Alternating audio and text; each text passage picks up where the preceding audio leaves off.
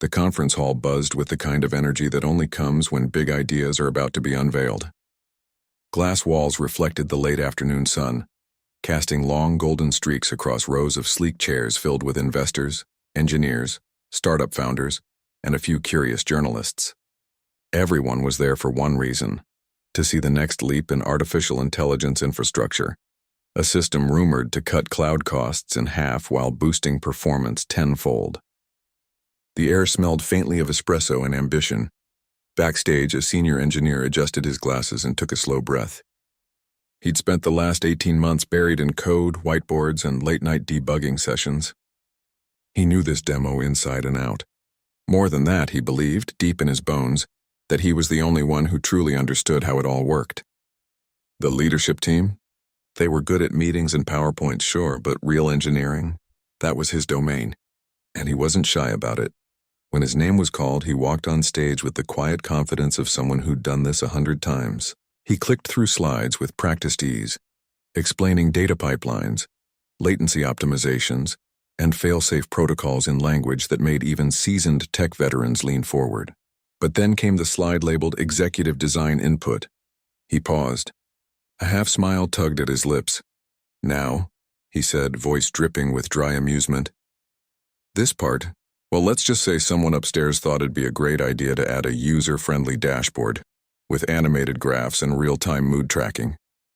He chuckled, shaking his head, because nothing says high-performance computing like emojis showing how happy your server is. The audience laughed, some nervously, others genuinely amused. But his tone wasn't playful.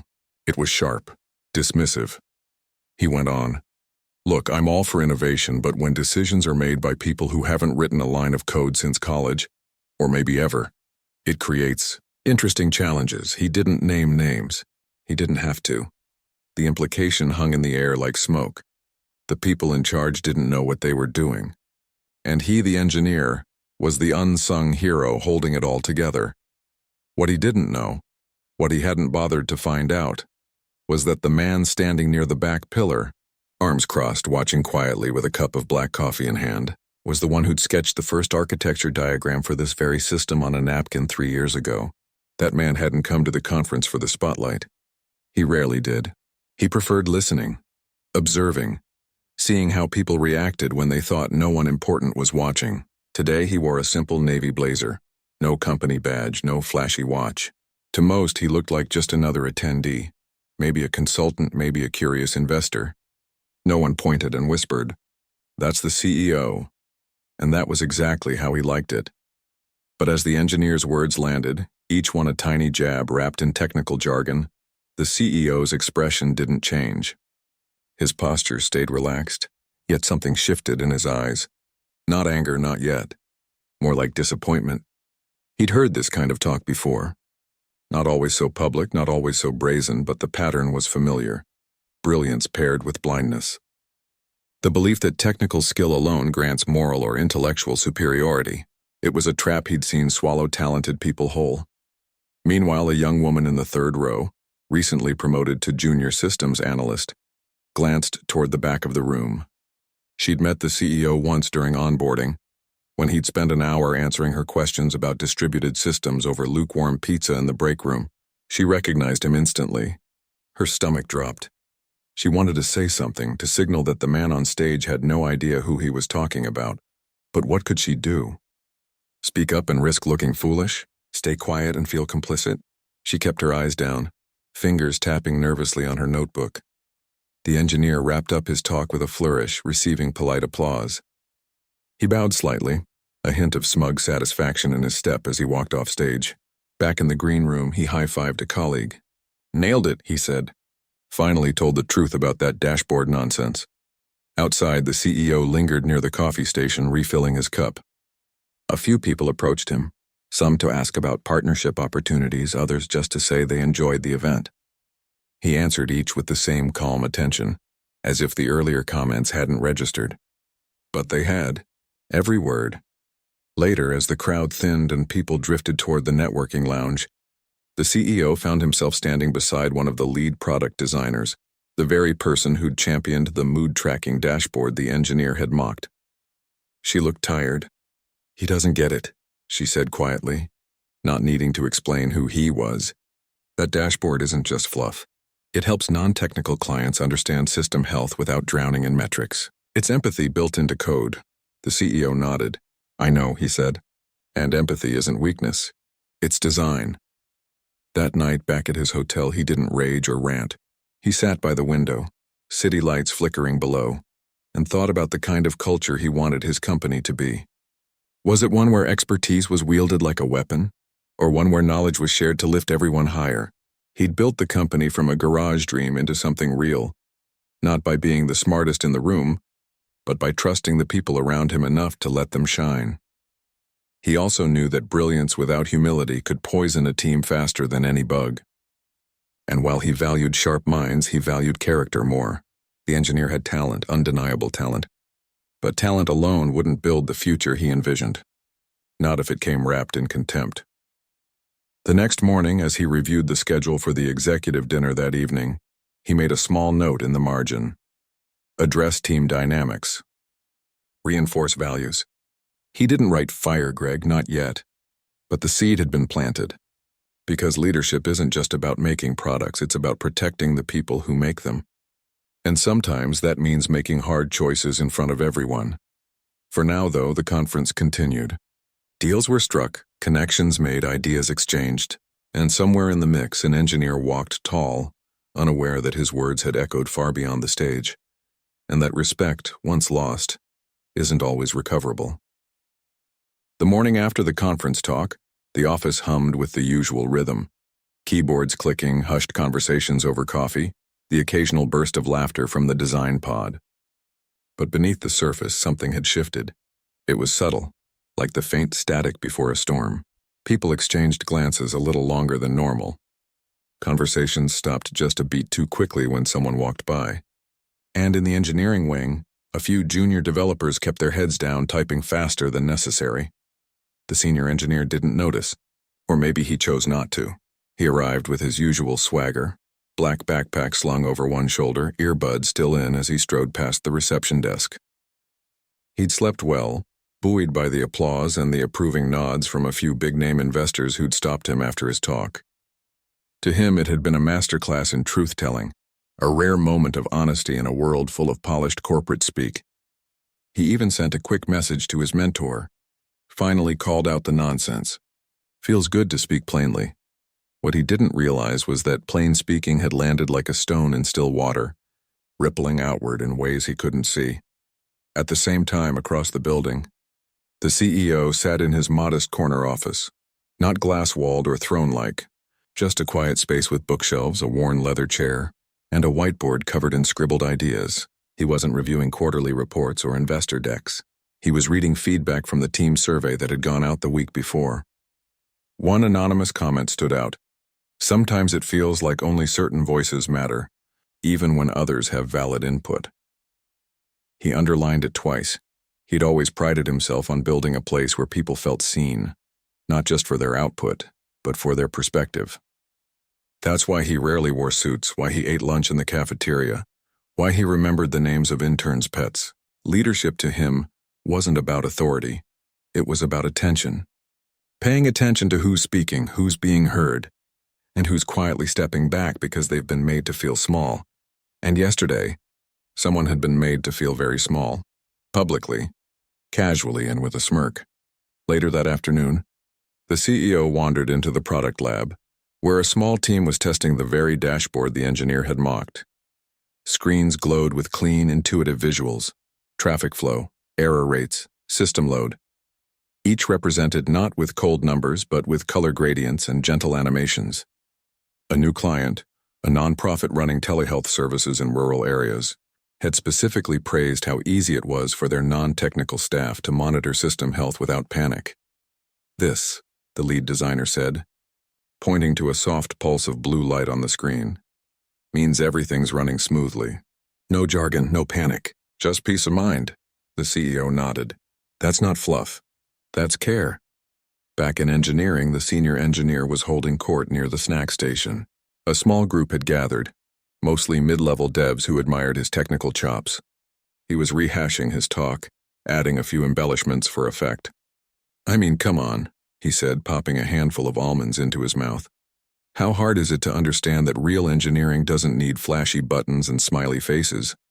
If you can't read a log file, maybe this isn't the field for you. One of the younger engineers, a woman who'd joined just 6 months ago, shifted uncomfortably. She'd actually found the dashboard helpful during her onboarding. It had given her confidence to explore the system without fear of breaking something. But she stayed silent. Speaking up felt risky. What if he turned that sharp wit on her next? Nearby, another colleague glanced toward the hallway. The CEO had just walked past, heading to the elevator. He hadn't stopped, hadn't said a word, but his presence was enough to make the group fall quiet for a moment. Once he was out of sight, the engineer rolled his eyes. There goes the visionary leader off to another strategy off-site, I bet. Meanwhile, we're the ones keeping the lights on. What he didn't know was that the CEO wasn't heading to a fancy retreat. He was going to visit a client, a community college using their AI platform to help first-gen students navigate course registration. The system had cut dropout rates by 22%. And the dashboard? It was the only interface the school's IT staff could manage without outside help. That evening, as the city lights flickered on, the CEO sat alone in a quiet diner near the office, notebook open. He wasn't writing code or business plans. He was jotting down questions. How do we reward excellence without encouraging arrogance? How do we correct without crushing? When does feedback become harm? He thought about the engineer. Brilliant, yes. Driven, absolutely. But somewhere along the way, the man had confused being right with being respectful. And in a team built on trust, that confusion could be fatal. Back at the office, the engineer sent a follow-up email to the leadership team, seeing half the department, suggesting they reconsider non-essential UI elements that distract from core functionality. It was framed as constructive feedback, but the subtext was clear. I know better than you. The email landed in inboxes just as people were packing up for the day. Some sighed. Others exchanged knowing looks. One manager almost replied, then stopped herself. Not my call, she thought. But someone needs to say something. The CEO saw the email later that night. He didn't reply immediately. Instead, he reread it 3 times, each time focusing less on the words and more on what they revealed. A deep-seated belief that technical skill granted immunity from basic decency. That was the real problem. Not the dashboard, not the presentation, but the assumption that some people's contributions mattered more than others. He closed his laptop and stared out the window. Tomorrow was the executive dinner, the one where key team leads and senior engineers would gather to debrief the conference and plan next steps. It was supposed to be a celebration, but now it felt like a crossroads. He knew what he had to do. Not to punish, but to protect. Not to shame, but to set a boundary that couldn't be crossed again. Because a company isn't just lines of code or revenue charts. It's made of people, and how they treat each other when they think no one's watching, and tomorrow everyone would be watching. The restaurant was warm and softly lit, the kind of place where conversations flow easier over shared plates and low background music. Round tables filled the private back room, each set with crisp linens and water glasses already sweating in the evening heat. It wasn't flashy, no chandeliers or velvet ropes, just a space that felt human, which was exactly why the CEO had chosen it. He'd never liked the stiff, silent dinners where people talked in code and avoided eye contact. Tonight was meant to be real. The team trickled in slowly, product leads, engineering managers, a few key developers invited for their contributions to the recent launch. There was laughter, handshakes, the clink of ice in glasses. The senior engineer arrived last, loosening his collar as he slid into a chair near the center. He seemed relaxed, even cheerful, joking with a colleague about a bug they'd squashed the week before. He hadn't sensed the shift in the room, the slight tension beneath the pleasantries, the way some people avoided sitting directly across from him. Dinner began with roasted vegetables, grilled fish, and stories from the conference, the good moments, the awkward ones. The investor who asked if their AI could predict stock prices and also walk his dog. Everyone laughed. The mood lifted. For a while, it felt like any other team gathering. Then, just as dessert plates were being cleared, the CEO stood, not with a grand gesture, not with a raised voice, just a quiet rise from his chair that drew every eye. The room settled into silence. I want to thank you all, he began, voice calm but carrying. for the work you've poured into this project. What we showed at the conference wasn't just code, it was care. It was late nights, tough calls, and the kind of collaboration that doesn't show up on a resume but makes everything possible. He paused, letting that sink in. A few people nodded. Someone smiled. But I also need to address something that happened yesterday, he continued. During the demo, one of our own made comments, publicly, that questioned the judgment, competence, and even the intelligence of the leadership team. He framed it as honesty. But honesty without respect isn't truth, it's just noise. The engineer's fork clinked against his plate. He didn't look up, but his shoulders stiffened. I've always believed that critique is healthy, the CEO went on. In fact, I encourage it. Bring me your concerns. Challenge my ideas. But do it with the understanding that behind every decision is a person who's trying their best, often with incomplete information, tight deadlines, and real stakes. Dismissing someone's work in front of peers, clients, and strangers isn't leadership. It's insecurity dressed up as superiority. Now, all eyes flicked between the CEO and the engineer. No one spoke. The air felt thick like before rain. Then the CEO did something unexpected. He turned directly to the engineer. Not with anger, not with accusation, but with a kind of sorrowful clarity. You've done incredible work here, he said. Your technical depth has saved us more times than I can count. But brilliance doesn't excuse belittling others. And influence without empathy becomes isolation. The engineer finally looked up. His face was pale. He opened his mouth, maybe to defend himself, maybe to apologize, but no words came out. The CEO didn't wait for a response. He turned back to the room. This isn't just about one comment. It's about the culture we're building. Do we want a place where only the loudest voices win? Where junior team members stay quiet because they're afraid of being mocked? Or do we want a place where everyone, whether they write code, design interfaces, or support clients, feels valued enough to speak up, make mistakes, and grow? He let that question hang. No one answered aloud, but heads nodded. A few people exchanged glances that said, finally, then gently but firmly he added, from now on, if you have a problem with a decision, bring it to the person who made it. Talk, listen, disagree, but do it like you're talking to a human, not a target. He sat down. The silence lasted a few heartbeats. Then someone quietly said, "Hear, hear." Another murmured agreement. The tension didn't vanish, but it shifted, like a knot being loosened, not cut. The engineer stayed silent through the rest of the evening. He didn't leave, didn't storm out. He just sat there, stirring his coffee long after it had gone cold, staring at the tablecloth as if it held answers. Once or twice he glanced toward the CEO, but the man was deep in conversation with the lead designer, laughing softly about a bug that had turned into a happy accident. There was no gloating, no cold shoulder, just normalcy, continuing without him. Later, as people gathered their coats and said goodnight, the engineer lingered near the coat check. One of the junior developers, a young man he'd once mentored, hesitated before walking past. He almost said something, then thought better of it. But the engineer caught his eye and gave a small awkward nod. It wasn't an apology, but it was something. Outside, the night air was cool. The CEO stood on the sidewalk waiting for his ride. He wasn't thinking about punishment or consequences yet. He was thinking about repair, about whether pride could bend enough to make room for humility. He knew the engineer wasn't evil, just blind. And blindness, if left unchallenged, could spread. Back inside, the engineer finally stepped out into the street. He didn't call a car. He started walking, hands in his pockets, head down. For the first time in years, he wasn't thinking about how smart he was.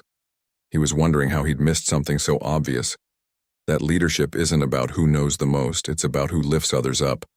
And somewhere in that long walk home, beneath the hum of the city and the weight of his own thoughts, the first crack appeared in the armor he'd worn for so long. Not from being yelled at, not from being fired, but from being seen, and still being spoken to like he mattered, even when he'd forgotten to treat others that way. That, more than anything, was what kept him awake that night. Not fear, not anger, but the quiet, unsettling realization that respect is earned not by what you know, but by how you make people feel when you're around. And he'd failed that test in front of everyone. The next morning arrived like any other. Gray light filtering through office blinds, the hum of servers kicking on, the smell of fresh coffee drifting from the kitchen. But something was different. People moved with a little more space between them, spoke with a little more care in their words. There was no gossip, no dramatic whispers, just a quiet awareness that yesterday's dinner had changed the air. The senior engineer showed up later than usual. He didn't stride in with his usual confidence. His steps were slower, his eyes downcast. He avoided the main hallway, slipping in through the side entrance near the server room. When he passed the break area, a few people looked up, then quickly looked away. Not out of malice, more like uncertainty. No one knew what to say. He sat at his desk, opened his laptop, and stared at the screen for a long time without typing. Emails piled up. Slack messages blinked. He ignored them all. His mind kept circling back to the CEO's words. Brilliance doesn't excuse belittling others. He'd replayed that sentence over and over since last night. At first he'd bristled, defensive, wounded, but now, in the cold light of morning, it didn't feel like an attack. It felt like a mirror, and the reflection wasn't pretty. Around 10, an all-hands meeting popped up on everyone's calendar with no agenda listed, just a room number and the note, "Please attend in person if possible." That was unusual. Company-wide meetings were rare and never scheduled without context. A low buzz started in the corridors. People checked their watches, exchanged nervous glances. The engineer felt his stomach tighten. The conference room filled quickly. Chairs scraped, laptops clicked open, but the usual pre-meeting chatter was absent. Everyone sat quietly, waiting. Then the CEO walked in, not with a stack of slides or a booming voice, but with the same calm presence he always carried.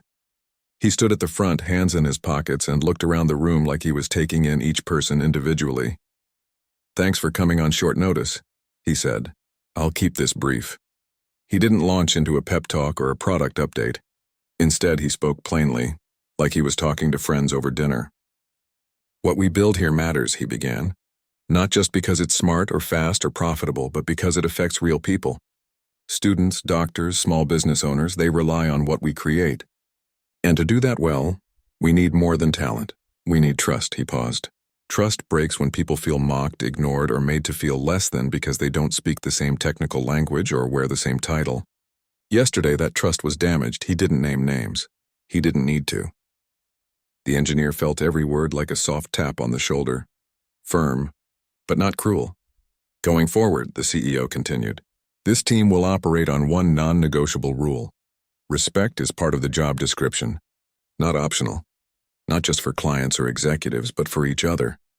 Then he said the words everyone had been bracing for, but in a tone so steady it didn't feel like a blow. "Effective immediately, the engineer will be leaving the company." A collective breath caught in the room.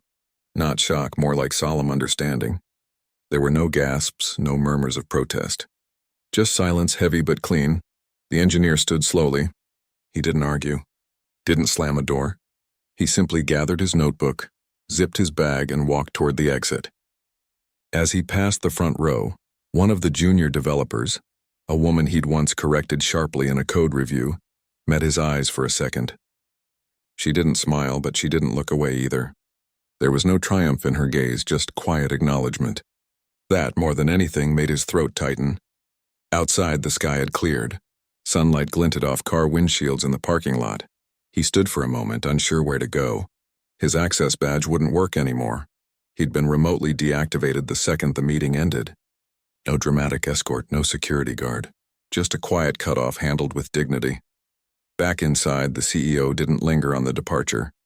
He shifted tone almost immediately.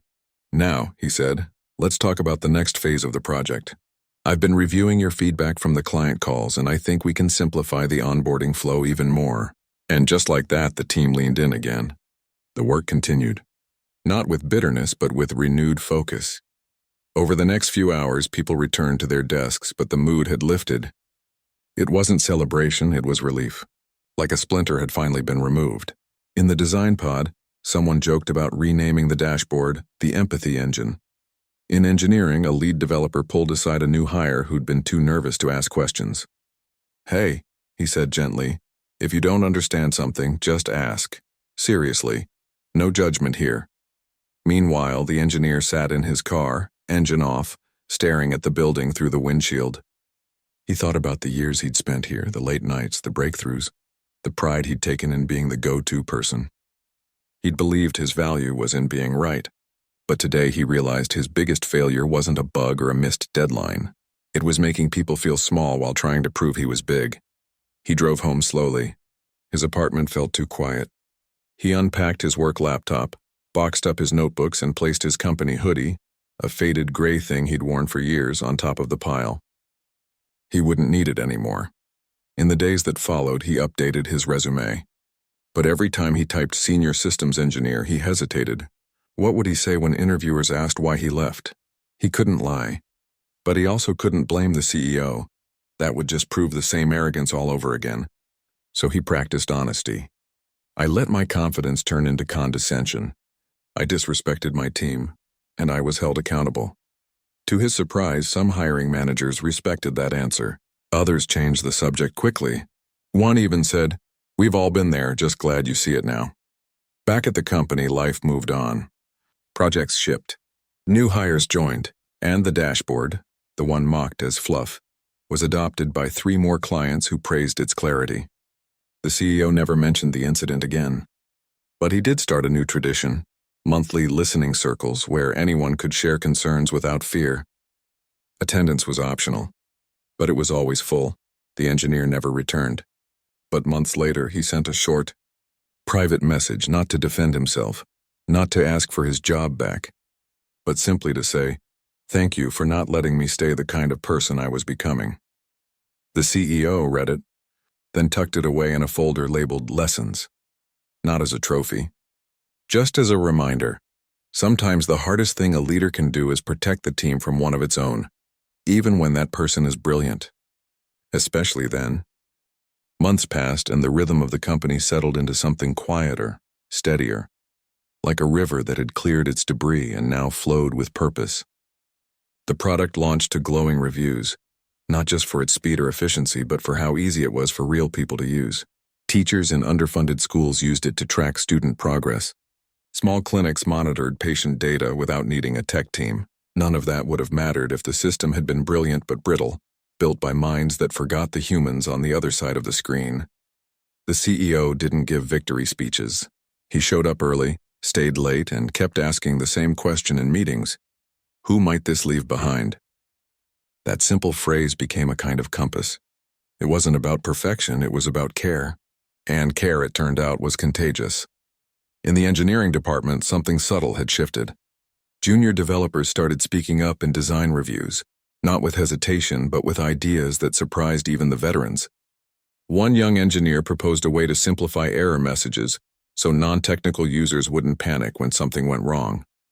Instead of critical failure code 500, what if it said, "We hit a bump, trying again in 5 seconds"? The team loved it, and when they implemented it, support tickets dropped by nearly 40%. It wasn't flashy, but it was human.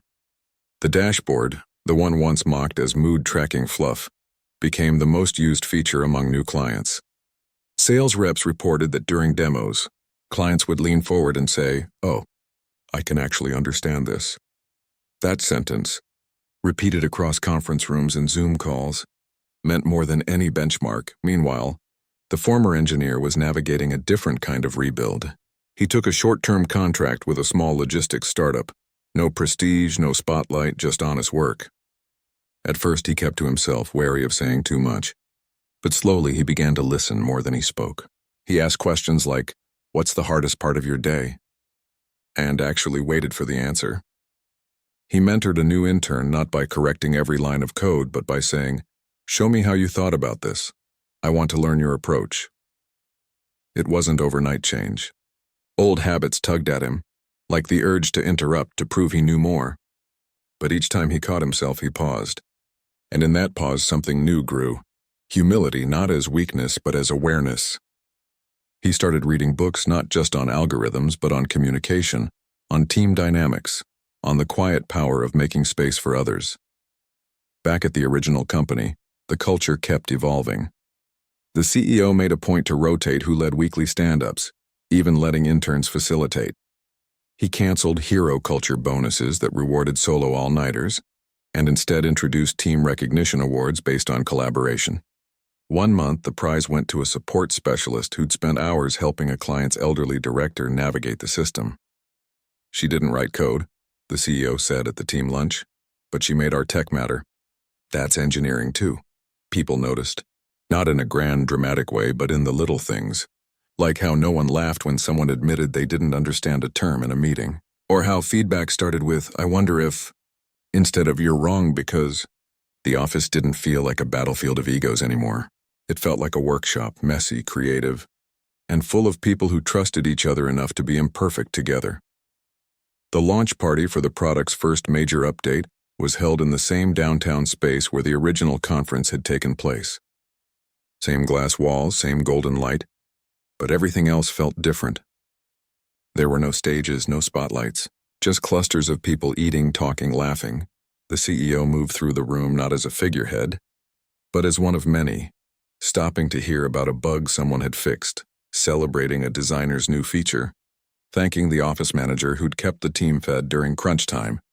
At one point, he stood near the window, watching his team mingle. A junior engineer was animatedly explaining a new optimization to a client, hands gesturing with genuine excitement. Nearby, two developers who'd once barely spoken were sharing a plate of dumplings deep in conversation about open-source tools. No one was performing. No one was posturing. They were just together. That, more than any metric, told him they'd turned a corner. Later that night, alone in his apartment, the CEO opened an old notebook, the one from the diner after the conference. He flipped past the questions he'd written that night and added a new line at the bottom. Sometimes the best thing you can do for a team is remove the thing that's poisoning it, even if that thing is talent. He didn't regret what happened, but he didn't celebrate it either. It was simply a necessary act of stewardship, like pruning a tree so the rest can grow. As for the engineer, he never returned to that company, but he carried the lesson forward. In his next role, when a new hire made a mistake that caused a minor outage, he didn't scoff or sigh. He sat with them, walked through the logs, and said, "I've done worse. What matters is what we learn." The relief on the young person's face stayed with him for weeks. Years later, at a different tech gathering, the two men crossed paths again, by accident, in a coffee line. They recognized each other instantly. There was no awkwardness, no tension. Just a quiet nod, a brief "how are you?" and a shared understanding that passed between them without words. No apologies were needed. The work they'd both done since then spoke louder. Back at the original company, the product kept growing. But the real legacy wasn't in lines of code or revenue charts. It was in the way people treated each other, in meetings and Slack threads, in the unguarded moments when no one was watching. The story of the engineer who mocked his CEO became a quiet reference point, not as gossip, but as a reminder. Brilliance without kindness is just noise. And noise doesn't build anything that lasts. The CEO never told the full story publicly. He didn't need to. The culture itself became the message. And in a world that often confuses confidence with competence, that message was rare and worth protecting. So while other companies chased viral moments and rock star hires, this one focused on something quieter, making sure every person who walked through the door felt like they belonged. Not because they were perfect, but because they were trying, listening, and willing to grow. And in the end, that turned out to be the most powerful technology of all.